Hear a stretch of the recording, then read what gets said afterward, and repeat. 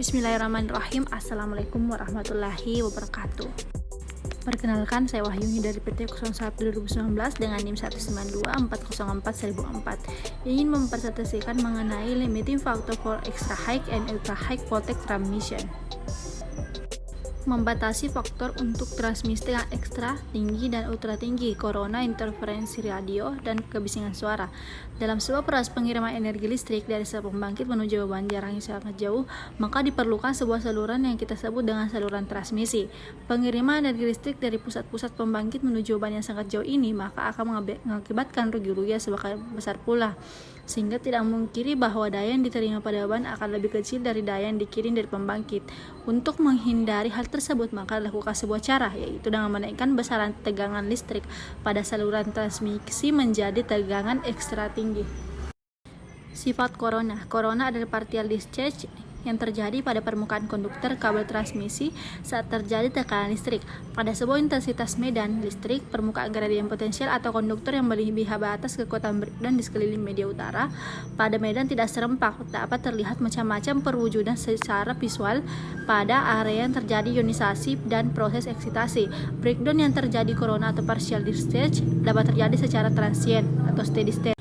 Elektron udara terdekat ke permukaan kabel akan dipercepat terhadap setengah siklus positif konduktor dan menjauhi setengah siklus negatif konduktor yang terjadi setelah konduktor bekerja pada setiap setengah siklus gelombang AC. Elektron yang kehilangan hampir seluruh kecepatannya saat menumpuk dan elektron yang terlempar molekul udara jual memiliki kecepatan rendah gerakannya dan semakin cepat karena terpengaruh beda listrik. Oleh karena itu, setiap elektron memiliki kemampuan untuk mengionisasi molekul udara pada tumbukan berikutnya. Setiap terjadi tumbukan, tercipta 4 elektron yang terus-menerus melakukan proses ini sehingga jumlah elektron menjadi 2 kali lipat. Proses ini disebut dengan avalanche proses. Saat setengah siklus positif, elektron avalanche bergerak mendekati konduktor dan terus tumbuh hingga menumpuk permukaan. Saat setengah siklus negatif, elektron avalanche menjauh dari konduktor menuju medan terlama dan berhenti maju ketika medan terlalu lemah untuk mempercepat kecepatan ionisasi elektron.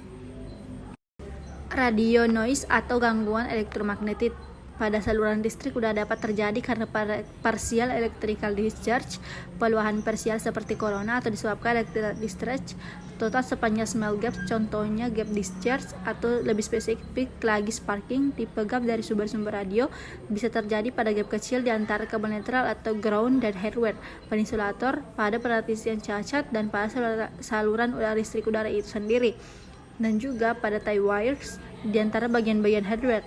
Tipe gap RN ini biasanya mengundang protes dan lebih dari 90% konsumen.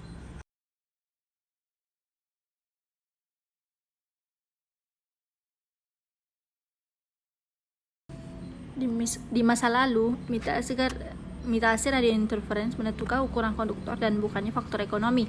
Hal ini terjadi karena bahwa faktor energi masih murah dan ukuran konduktor yang kecil dapat menstabilitaskan investasi awal dan biaya operasi. Itulah tadi presentasi dari saya. Wabillahi taufiq wal hidayah. Wassalamualaikum warahmatullahi wabarakatuh.